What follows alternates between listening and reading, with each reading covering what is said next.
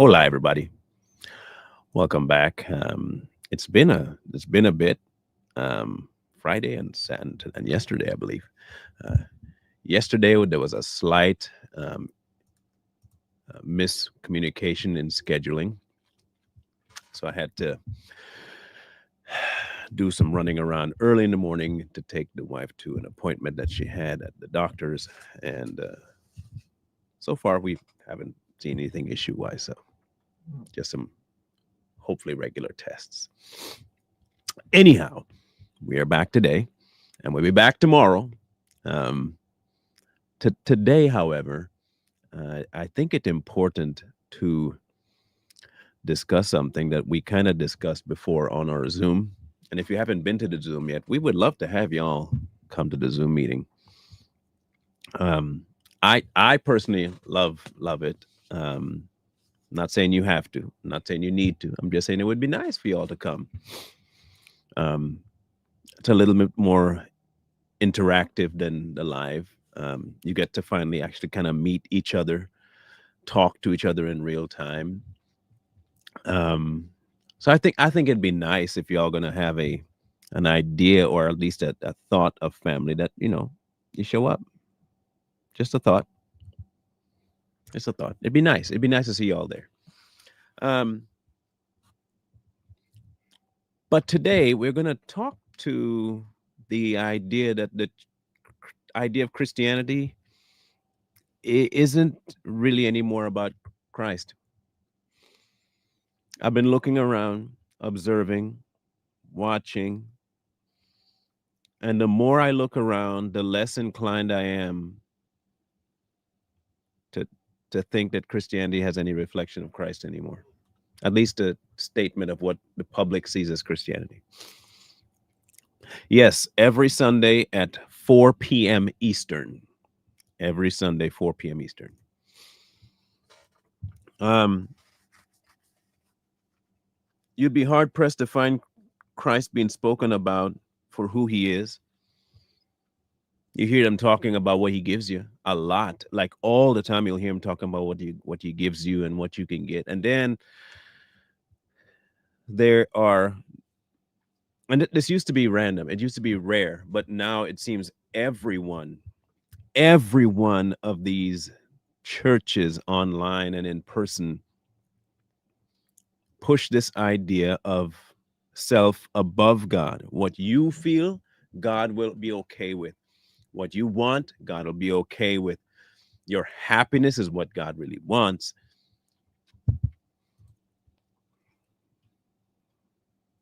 I So let's take a look at something, shall we? In Psalms, we're going to start with Psalms first, Psalms 37, and we're going to read something here. Do not fret because of evildoers, nor be envious of the workers of iniquity, for they shall soon be cut down like the grass and wither like the green herb. Trust in the Lord and do good, dwelling the land and feed on his faithfulness. Delight yourself also in the Lord, and he shall give you the desires of your heart. Now, this is where people mostly go to when they try to tell you that God will give you what you want. He will give you the desires of your heart. That's what they say. And they'll quote that from David. However, there is another one that David says that describes what your heart should be looking for, since he's going to give you the desires of your heart. David actually quantifies what the desire should be and where it's coming from. Create in me a clean heart, O God. This is in Psalms 51.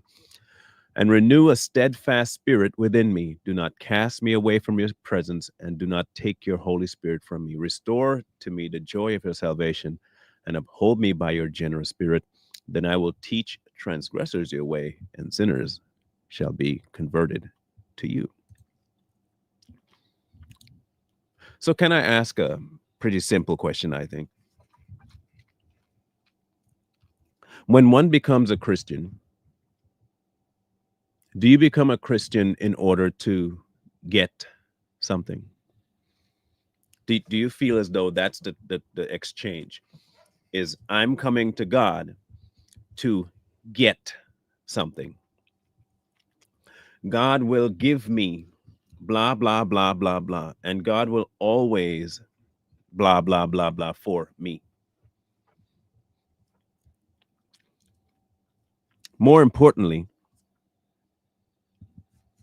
am I coming to God with what my desires are as a sinner? Or am I recognizing that all of my desires while a sinner were antithetical to God? So when I come to him and I say, you know what? My desire is to have blah, blah, blah, blah, blah. When you think about that statement, what exactly are you telling people? What are you telling him? My desire is to have this, this, this, this. So let's look at desire. Desire is to wish or long for or want. To express a wish for, request. An object of such feeling or passion. A request or petition. Now, if you have something that you're longing for more than Christ, shouldn't that raise a red flag for you? Shouldn't it tell you that something is up? When I say I have a desire for this, and you're asking, I'm talking mostly in the frame of asking God for what you desire. Shouldn't your desire be him? So if I approach God and I want something, shouldn't that something that I really desire be him?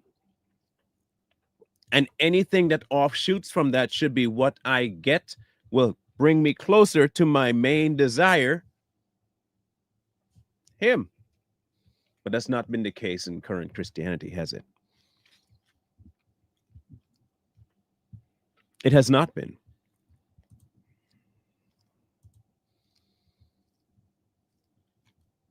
We have long since gone away from the desiring of Christ to the desiring of what we feel should be given to us. That's become the new way of the church now. Everybody wants a prayer for this, for that, for the other, for that, and the other. And that's become the main. I'm not saying you can't pray to God for stuff. I'm not saying that at all. But when it has taken over all that you do, when that has become the main reason for asking God for anything, problematic. Massively problematic. Colossians 1:9. For this reason also, since the day we heard, we do not cease to pray for you and ask that you may be filled with the knowledge of his will in all wisdom and spiritual understanding. Not that you get what you want, not that your desires will be fulfilled for what you're looking for in life, that you be filled with the knowledge of his will in all wisdom and spiritual understanding, that you may walk worthy of the Lord.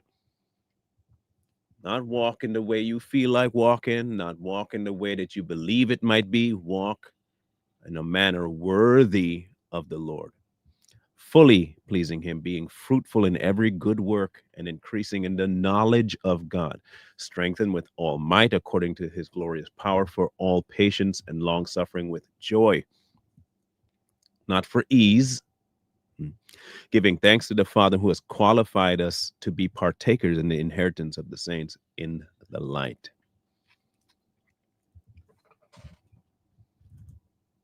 How many churches do you hear speaking that to you? How many of them? When was the last time you think you went to church and that is what they were promoting?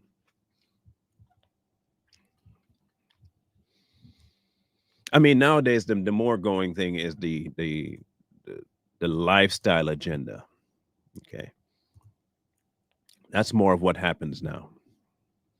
But when was the last time that you heard a pastor talk about not just the goodness of God, but our commitment to him for who he is and wanting nothing else?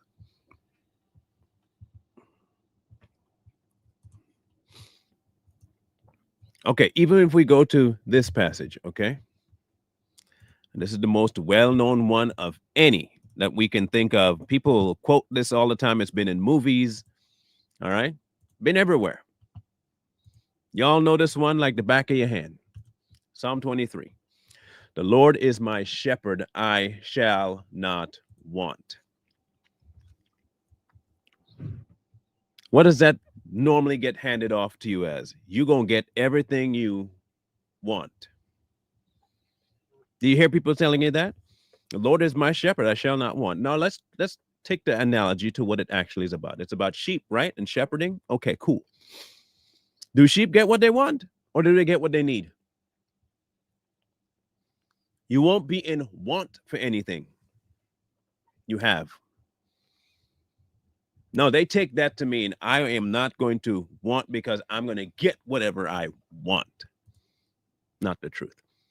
He makes me lie down in green pastures. He leads me beside still water. Do you ever catch that first part?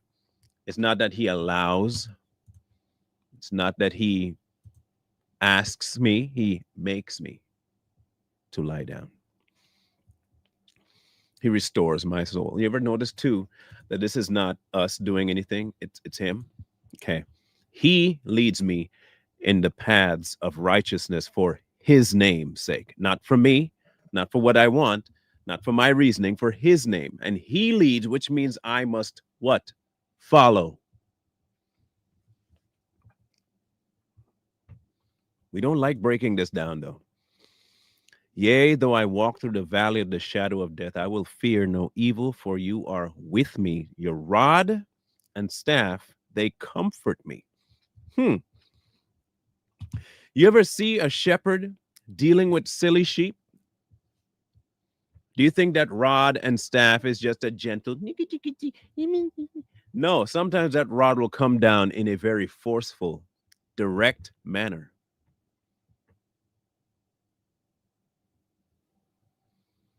Sometimes the shepherd has to drag the sheep back from the edge. But please remember, it's for his name's sake, not you. You prepare a table before me in the presence of my enemies. You anoint my head with oil. My cup runs over. You think that's for you? Do you think that's for you? The mere fact that he can actually set up this table in the presence of your enemies proves that the enemy has no power over him, but they did over you because they're your enemies.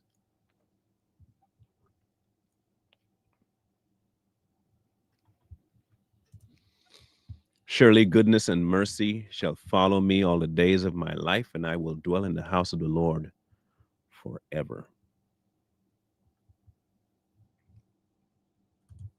We love the benefits of Psalm 23. We don't actually listen to the person that gives those things, and we don't actually follow him because he is the goodness and mercy.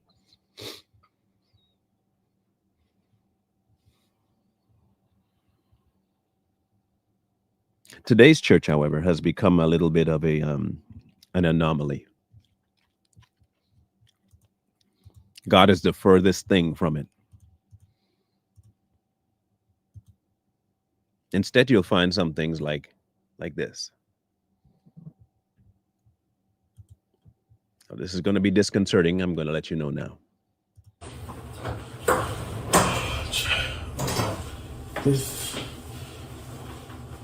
This is the outfit of the day. This is what I'm wearing to present today. I know you can't see my shoes, but I'll show them to y'all. Maybe you can sit right there. I'll show them to y'all later. Anyway, I'm gonna fix that in the back though.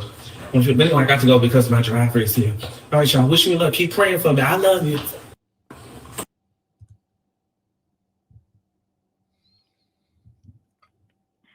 Now, I wanted to show you that because there's more to come, by the way.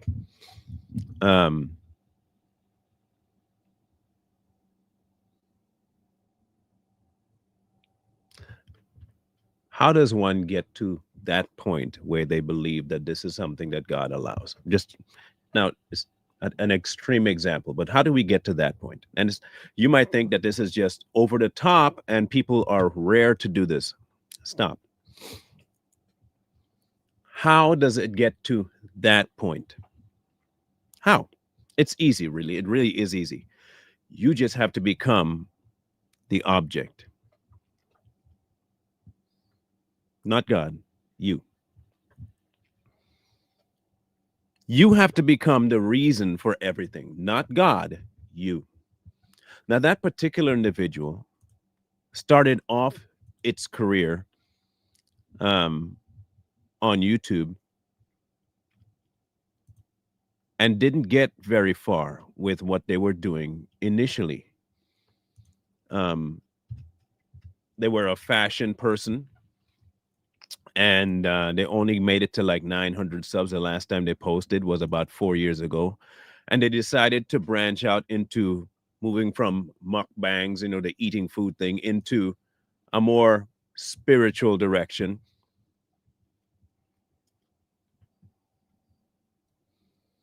But how does one get there? Again, we're going to stay away from the more shocking idea of the gay thing.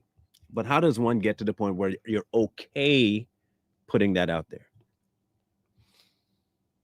You get that way by making God inconsequential to who you are, and that God should be giving you what you want.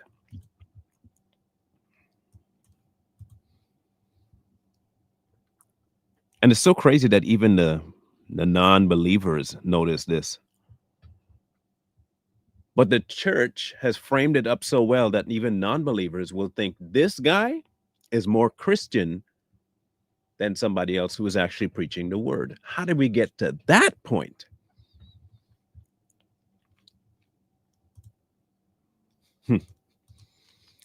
Came across this video, and the topic of it was Christianity has become too feminine for men to care. I'm going to read that title again. Christianity has become too feminine for men to care. Let's hear what he has to say.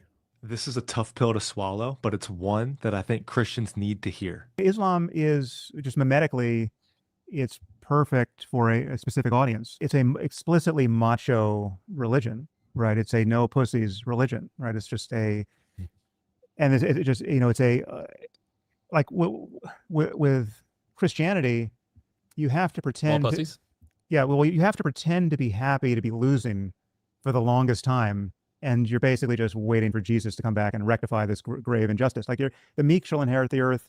You're just, there's no putting this place right. With Islam, there's an expectation that they're going to conquer the world, right? And there's an imperative to conquer the world. And for serious Muslims, it's like you don't have to be impatient necessarily.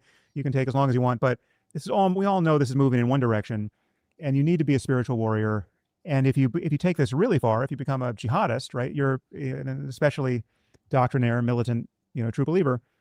Well, then you're a kind of spiritual James Bond. I mean, it's like you get to be Jocko and care about and know that you're going to go to paradise. Okay. Let's analyze that before we move forward. Is it that we have this struggle in Christianity with machismo and over feminine behavior? I get what all the symptoms are. I understand that there are multiple symptoms going throughout the entirety of Christianity. Everything from greed to anger to homosexuality to feminism. Everything are symptoms in Christianity. I'm letting you know all the stuff we see, including what he was speaking about, are symptoms. They are not the problem. And when I say they are not the problem, I don't mean they're not a problem.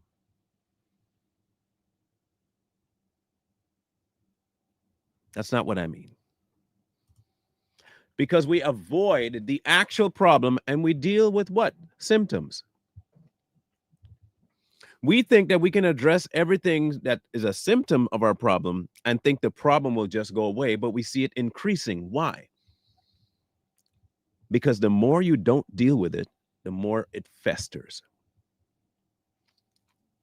Say, for instance, I have a gash, and all I do is clean up the blood. Okay, I just wipe the blood every time it bleeds. But mind you, it's a deep one. It just barely missed the artery, right? It's cut, it's there, and boop, and I just keep wiping up the blood. And the gash is about an inch deep. And I mean, it's big, whoop, right down, right? And I put on a shirt after I wipe it, and the shirt becomes bloody. And I change my shirt. And I think now it's going to be better because I changed my shirt. And I put on a new shirt, and it gets bloody too. And I said, okay, wait, if I just wipe this up and keep my hand there, but I can't put on my shirt, so I have to move my hand, and I put on a new shirt. And every time I put on a new shirt, before too long, I'm going to run out of money because I have to keep buying shirts, or I have to keep washing them, and they keep deteriorating.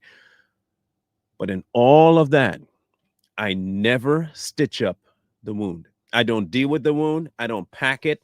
I don't try to tie it up. I don't keep it clamped. Nothing. I don't cauterize. I do nothing with the wound. I just leave it there. But everybody notices that I have a problem. My shirts are always bloody. Sometimes I'll just walk around with it because I just don't have the time to change the shirt, and everybody's now seeing my bloody shirt. And they'll ask you, man, what's up with your shirt? And you say something stupid like, I don't know, man. I've been trying to wipe this blood up for a while now, but it keeps getting on my shirt. And they say, you sure you tried everything? And you say, yeah, I've tried every kind of wiping method. And then along comes somebody with the off-the-wall question of, so you're bleeding? Yeah. Have you tried shutting off the bleeding by closing up the wound? What are you talking about? You don't think my wiping is helping? Well, no, because shut up.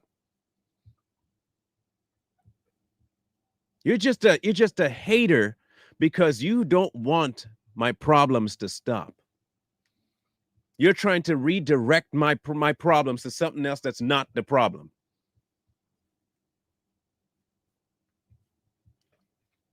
Christianity is dealing with a gaping wound right now. And that wound is that Christ is not in Christianity anymore.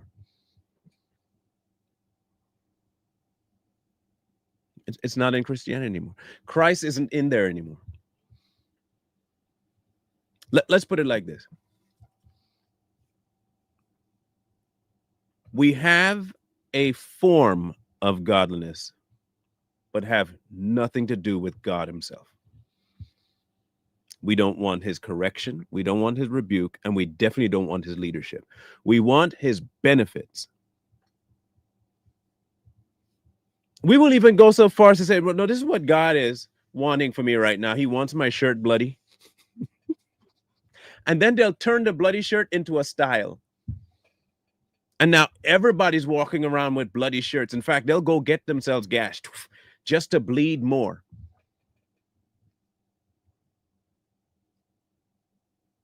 Then it becomes a competition of who has the redder shirt. Who can disobey more? Who can not include God more? Then you end up with pastoral people like the Michael Todds and Tim Rosses and Joel Osteen and the Copelands and the Duplantises. You end up with all of these guys who do not have reverence for God. They're just trying to show you how much they can have a bloody shirt. And I'm doing it for God. Are you? Or are you doing it to be seen by men?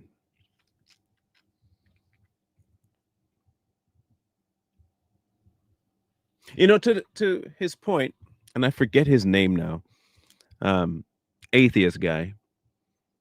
The one on the screen, and I don't know why I can't remember his name.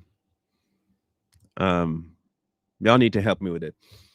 I'll remember it here soon. In fact, let me just look it up right now.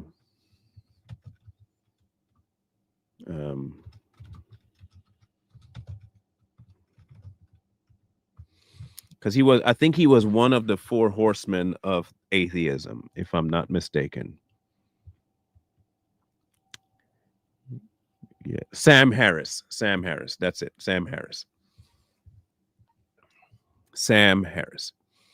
Now, is Sam wrong? Sam is not wrong in his observation. He is not wrong in his observation. Because he's right. He is completely right in his observation, because that is exactly what Christianity today is pushing to the front. We have a completely odd definition of meek. We do not understand what it is to be a man anymore. I mean, neither do the Muslims. Let's just be honest. They don't know what a man is either. I mean, they believe a man sleeps with a 9-year-old. So I ain't listening to them about manhood. So let's just be honest about that, okay? I ain't got nothing to do with Muslims. They're the most crazy people outside of the Hebrew Israelites. I just want people to know on here, y'all are crazy and you're Satan worshipers. I just want that to be known before I go any further to think people I'm bigging up the Muslims. I am not.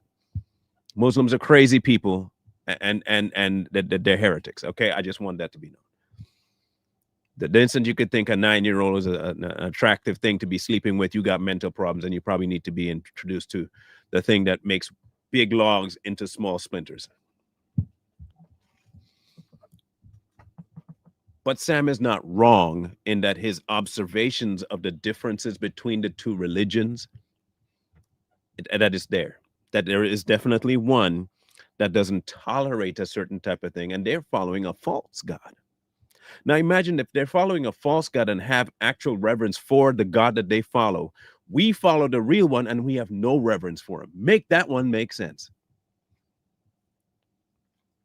They follow a lie and are more committed to him, that false God. We have the true God and we do not want to follow his decrees.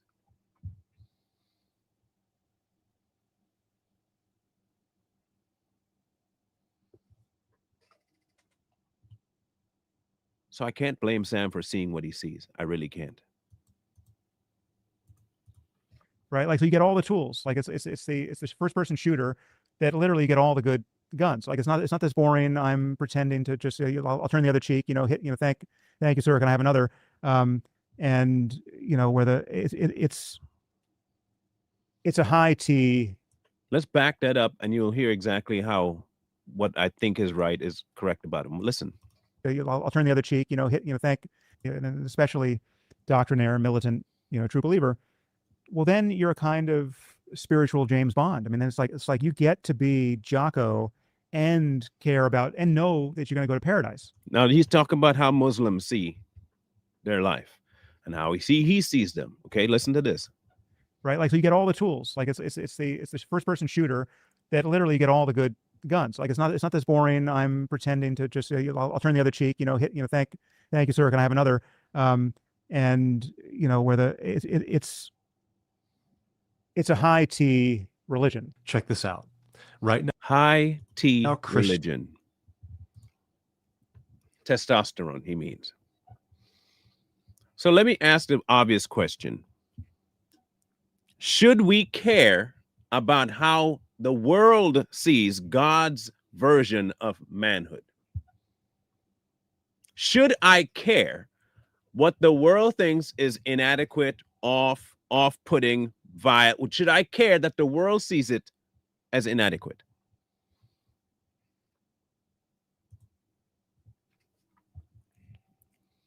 Men in the word were definitely not pushovers.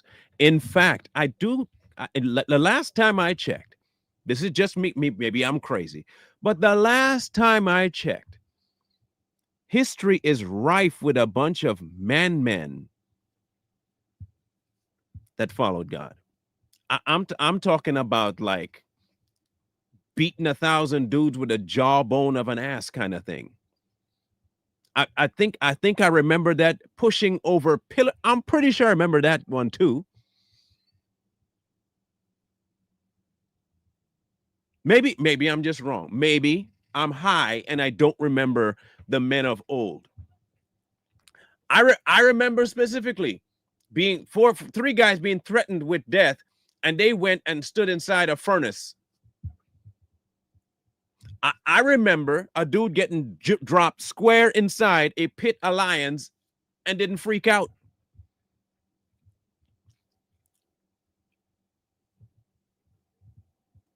I remember people going into lands of giants to spy. That's not manly? That's not manly at all? I remember a dude seeing somebody being enslaved, walked over and just killed the dude. I remember that. I remember at the very beginning, somebody smacking over the head with a rock and killing him. I remember.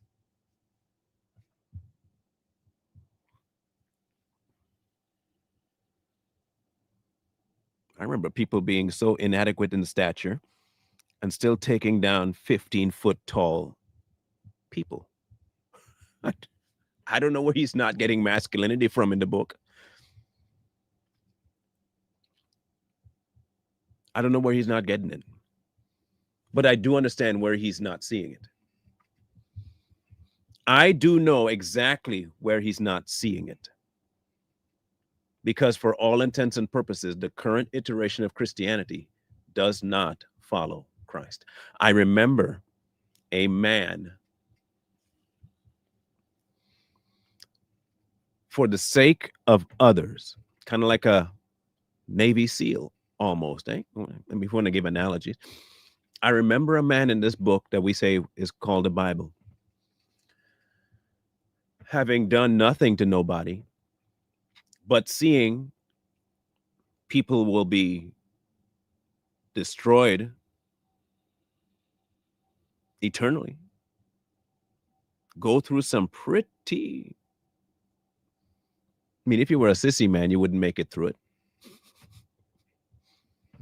I mean, they beat him up pretty good, removed chunks of flesh from him.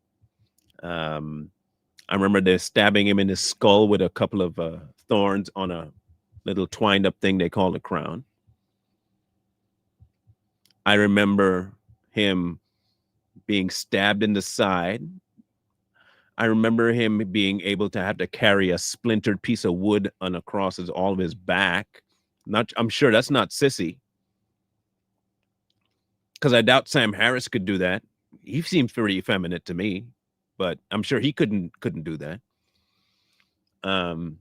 For whatever cause, he definitely couldn't do that. None of the four horsemen could do it. He was stoned. So, I mean, I again, and I remember a bunch of the disciples being boiled in oil, hung up, strung up for the sake of the cross. You say turning the other cheek like it's something soft. Do you know how much manliness it takes to turn the other cheek? Someone once told me, and I remember it correctly, was my sensei, you can't be a dangerous human being without being able to control being dangerous. A dangerous human being is not one who can't be violent. A dangerous human being is one who can be violent and chooses not to. That is a dangerous human being. One who knows exactly what they're capable of and doesn't do it. You push him, and he still won't do it. That's a dangerous man. Oddly enough, that's exactly the nature of God. People are going to push and push and push. And eventually, though, you remember that he's still a lion, right? Now, I don't quote much movies, but Christopher Walken had one of the best lines in all of cinema. When he was quoting a conversation in a conversation, he was talking about a lion. And the lion is in the desert. He's just sitting there. It's so hot, and he's just kind of relaxing. And the hyenas come and they try to mess with him, and they're just messing with him the whole time, nipping at his heels and clawing at him. And then here comes the female, and then comes the kids. Everybody just keeps messing with him. And then one day he gets up and just tears everybody a new one.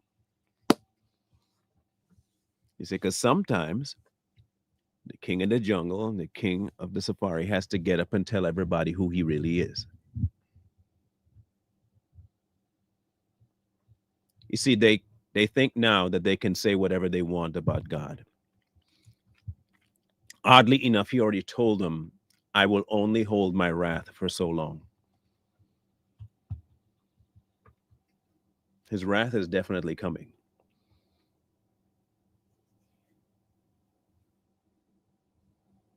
But that's not manly to these people because it's delayed. And men have taken that and they've run with it and they've made an effeminate, soft, sissified version, calling it Christianity because they do not include Christ. They don't want the strength. They don't want the manliness. They don't want his version of life. They want their own. And so which is why you can hear everybody saying, I'm a Christian, I'm a Christian, I'm a Christian, I'm a Christian. Everyone can say that now.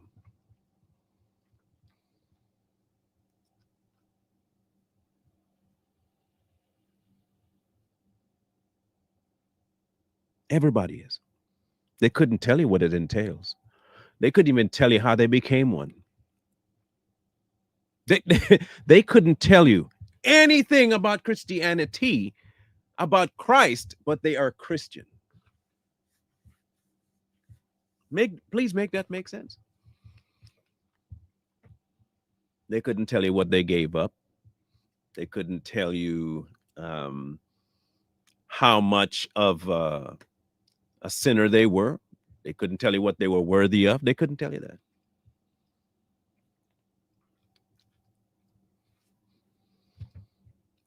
Yeah.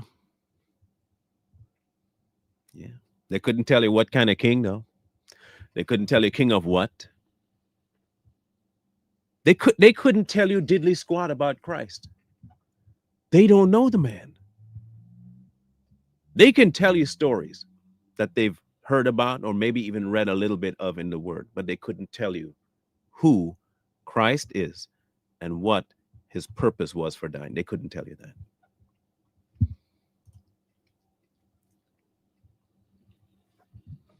Because he's no longer in the term Christian. They might as well just lower the C and put, I'm a Christian.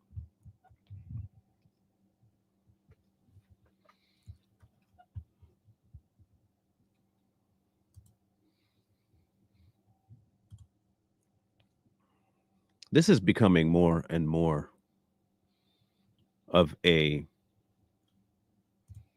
issue. It really is. But like I said, it's not the whole gay agenda thing that's becoming an issue, although it's there.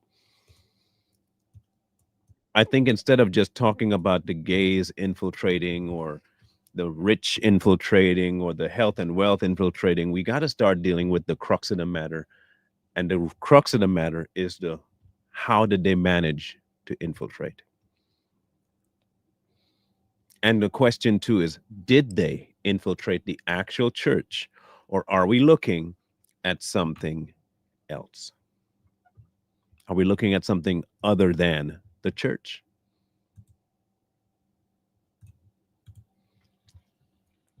Because I do believe we're looking at something other than the church. This is not the church. This is something else. Something else completely.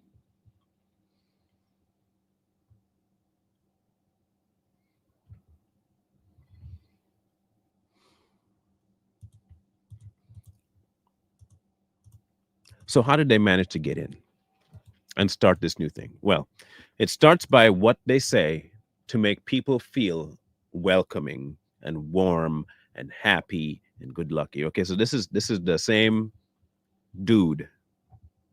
Listen to the conversation, and you'll see how so many people fall for it. I'm not saying I agree with them, just saying you'll see why people fall for it. Welcome to A Minute with Money, 60 Seconds of Hope. As I was driving today, it just began to rain profusely. I mean, the weather was terrible. And I began to complain about it because the rain was interrupting my day and it made driving uneasy. But as I began to ponder and I thought about some things, I realized that the same rain that I was complaining about is the same rain that made a farmer happy that it met its crop. This led me to believe that the very thing that you're murmuring about is the very thing that somebody else is praying for. This helped me to understand that what I see as a hazard, somebody else sees as a harvest. My God, on today, this lets me know that everybody does not view rainy days the same way. Everybody does not view sunny days the same way. There's somebody who thinks sunny outside is a beautiful day, and there's somebody else crying out saying, Lord, can you please get the heat of life off of me? This lets me know that though we may all have a different perspective upon the treatment of the day, certainly there is one thing that we can all agree upon, and that is this is the day that the Lord has made, that I choose to rejoice and be glad in it. This means that I make the declaration that whether the rain pours, whether the winds blow, that whether the thunderstorms roar or the sun shines, I will bless the name of the true and living God, because I have this revelation that no matter what the rain, the wind, the waves, the thunderstorm, or lightning decides to do, they all got to obey God. And though I don't know what my day shall hold, I know who holds my day, which means that the possibility of facing the day lies within my faith. And I wonder if there's anybody on today that says, I got faith to face the day. God!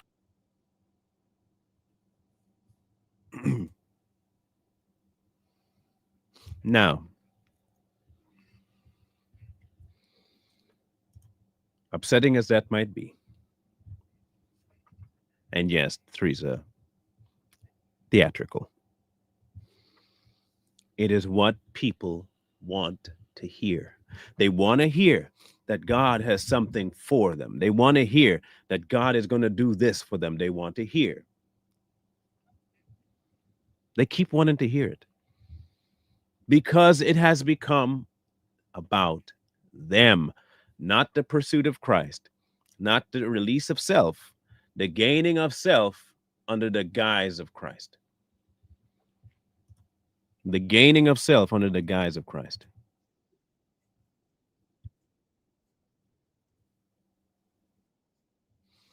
So I want you to hear something real quick. This is y'all remember Pastor Rob? Again, I don't have a way I think about him either way. We were supposed to have that big panel that one time, and my microphone acted up. And like I told people, it was for a reason.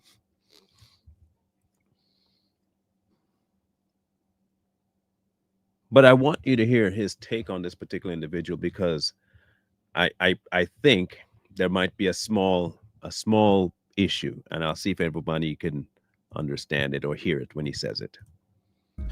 Man, I'm really trying to watch my mouth right now.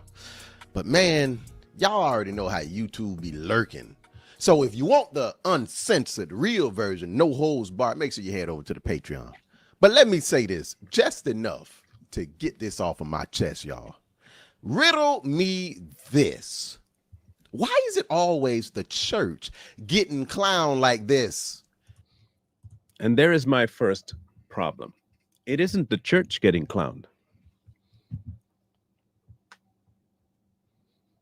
It's not the church getting clowned.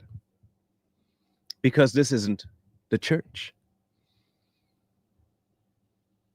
We can't keep calling everything the church.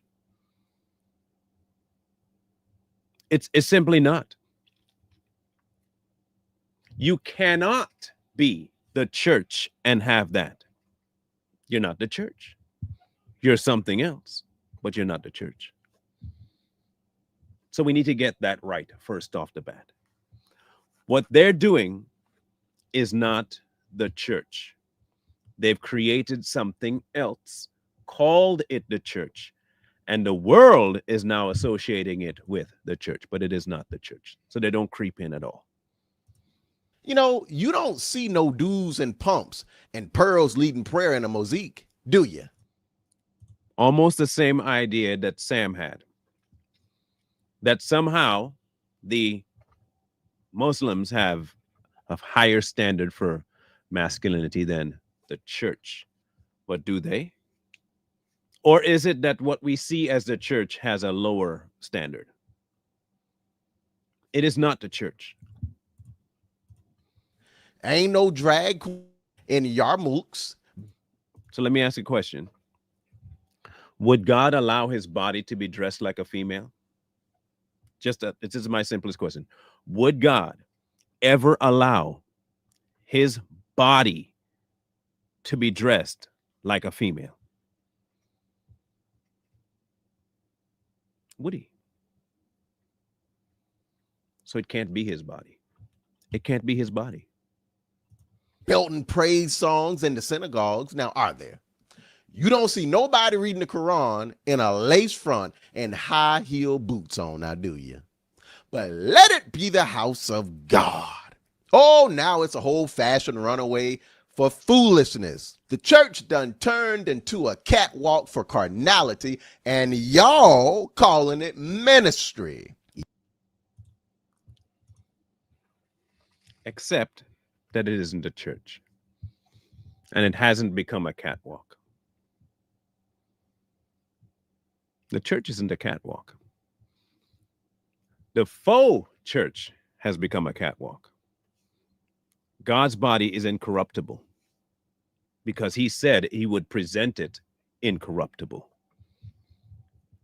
He said that he would present the church, his body, without blemish. That's what God said.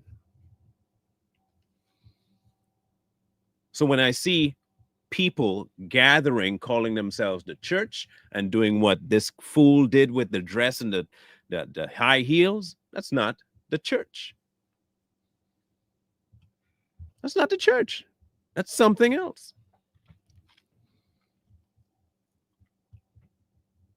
And I think it's time we stop associating the stupidity of the world with the word church. It is not the church. Transformation Church, not the church. It is Transformation Gathering, not the church. Kojic, not the church. They are simply not. All these entities that have to give some random name to an entity that is not theirs cannot be the church. You don't have the authority to change the name. You don't have the authority to give it a name, but you feel you can. You're obviously doing something that isn't his.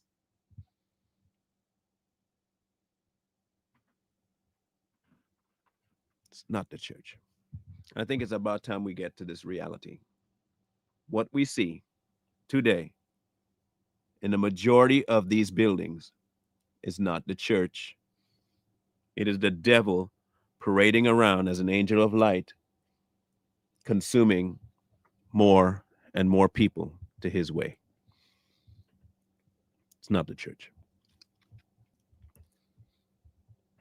So yes, today's form of Christianity has replaced Christ with man.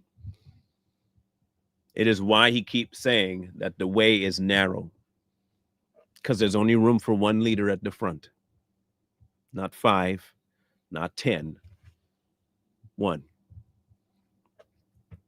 There is no room to walk in 2 different directions. It's a one way.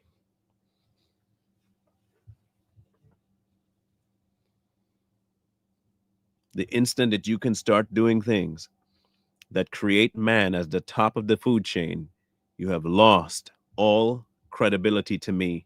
When you say you are a part of the church, you are not. And I will never call you a part of the church. I will never call you brother. It is not happening. You are not my brother. If you follow in any of those other, I cannot call you brother because we don't have the same father. There is no way I can be your brother, and I cannot be yours because you are not in the same family.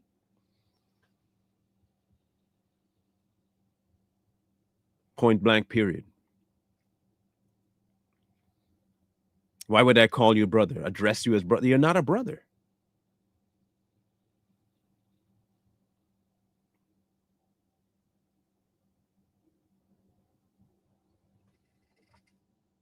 If your whole emphasis in life is to try and find a way to make yourself the main character, you can't be my brother, because Christ is already the main character. He's already the top of the food chain.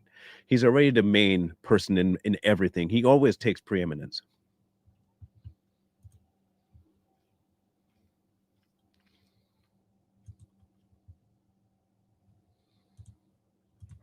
Always.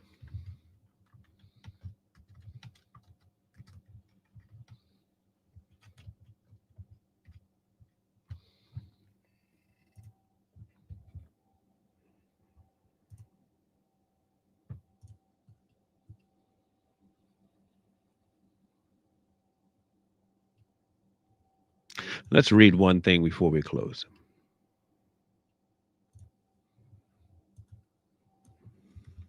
Okay.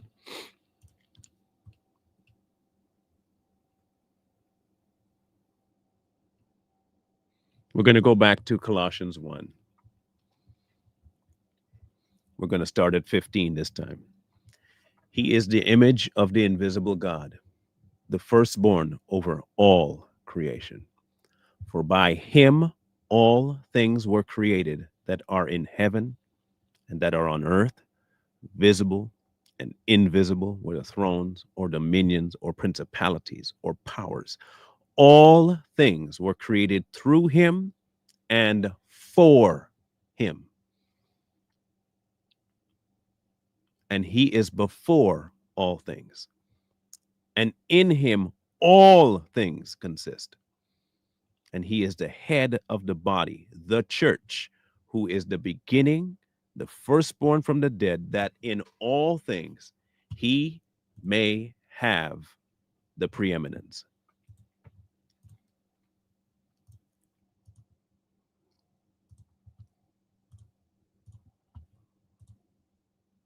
So you know I'm not lying about the verse. In all things he may have the preeminence.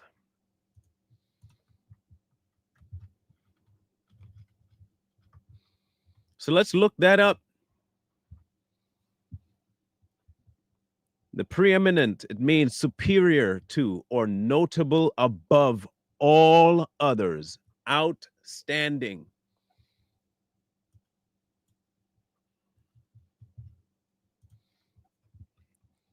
Preeminence, the status of being preeminent, dominant, ascendant, important, superior, above, beyond.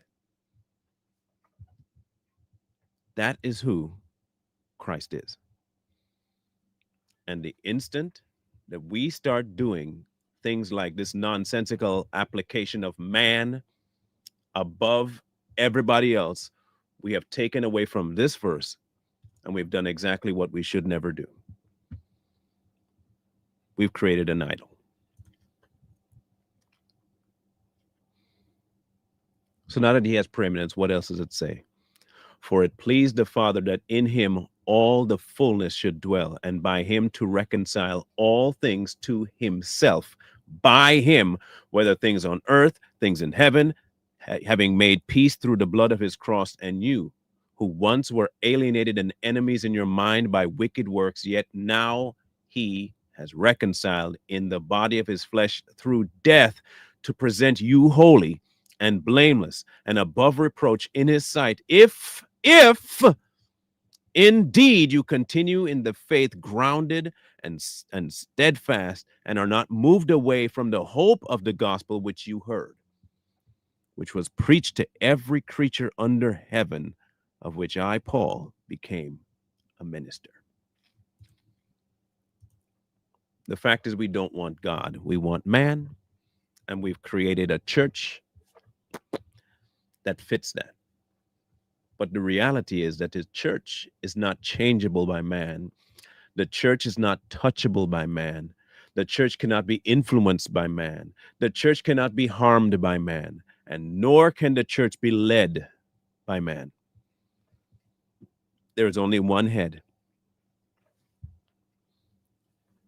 and the body willingly follows. It takes every command from the head. Every part does what it's supposed to do because it listens to the head. I'm not going to call every entity out there brother or the church, because they're not. They do not have Christ as head.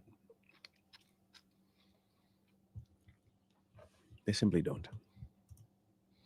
And for that, I cannot abide by calling them something that they're not. They're not my brother.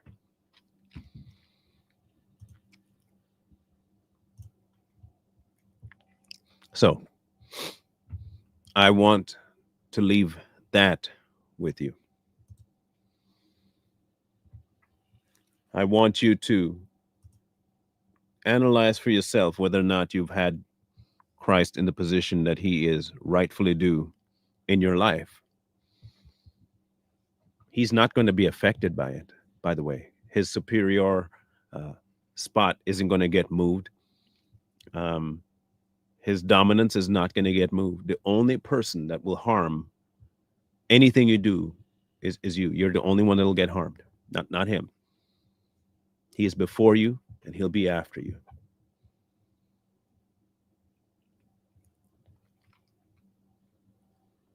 But if you don't believe now that he is indeed the top dog, don't expect, please don't expect that this is somehow going to swap over to being you being the main character. That's not how this works.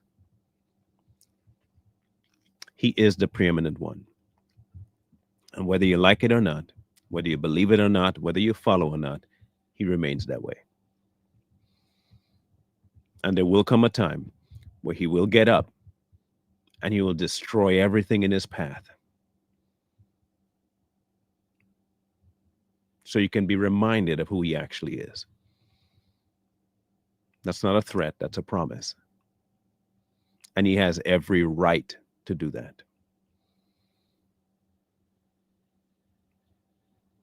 Every right.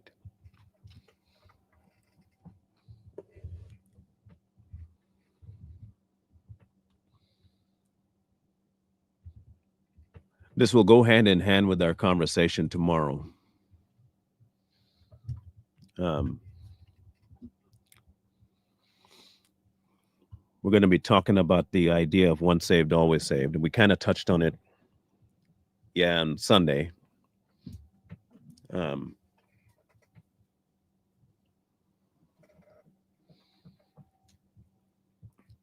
going to be working on editing the Zoom from Sunday so I can put it up this week. And I'm going to try and do that every week, but I can't guarantee it because I have so much going on in the week. But I'm going to post it as soon as I can, and I'll try and put it in a playlist for everyone to go back and listen to. It won't. I'm not gonna be like. I think I might be doing like a subscriber only viewing of it, not members, but subscriber only. I'll see. I haven't decided that yet.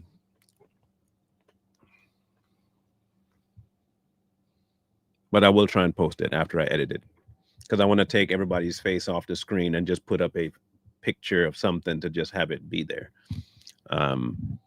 Because what Zoom does is as you talk, it brings up your screen. And there are some people that did have their face up. I'm not putting everybody's face up, and I'm just going to be leaving a one blanket thing, having the audio there, and y'all can listen to it. Okay.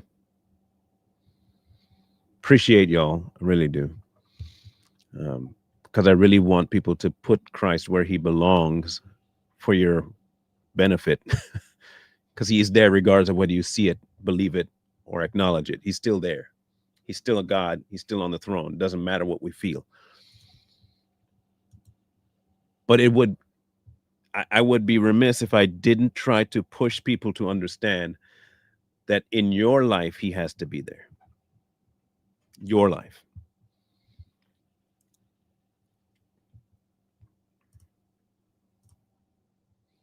That is pivotal.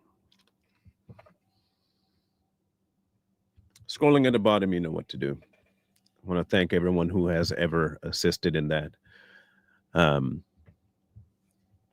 I have a bunch of things to take care of, and things are slow moving here on the housing front, and time is slowly dwindling away. I'm not freaking out, but I do have a like, what will happen here situation. And so I'm just trying to maintain my peace by knowing that he is indeed preeminent, and regardless of what happens, I have him.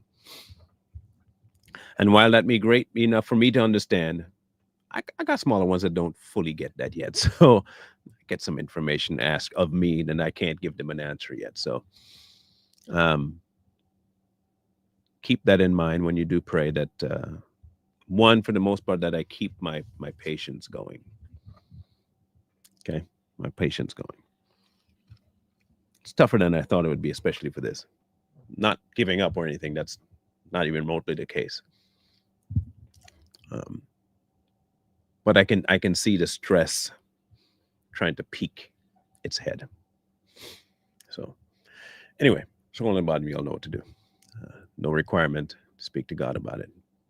But I'll be back tomorrow, God willing. And if you missed the live from last night on both sides, go catch it. It was a good one. And we'll catch you guys up on the flip side, God willing, in the morning. Wisdom calls to you from the streets, so please, please, please find wisdom. Peace. Hold tight the dreams, for if dreams die, rely on yourself and no